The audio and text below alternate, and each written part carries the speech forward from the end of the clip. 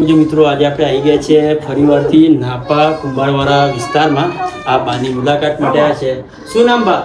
રમીલાબેન. રમીલાબેન. ઘરમાં કોણ? રમેશ. ઘરમાં કોણ કોણ છે?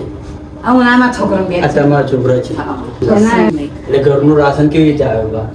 કેવી રીતે આવે રાશન? અમારે હા આ વિધવાનું વિધવાનું ફોર્મ ભર્યું છે.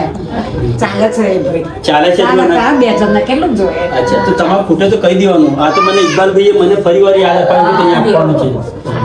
ખૂટે તો કહી દેવાનું બા, અમે આવી જઈશું તમારા માટે.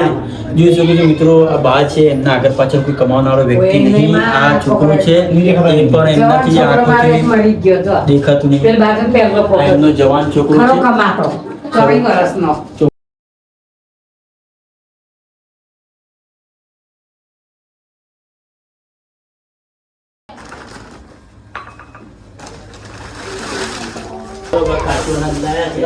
તમારું થઈ ગયું તો કહી દો ને ઇકબાલભાઈને, અમે આવી જઈશું.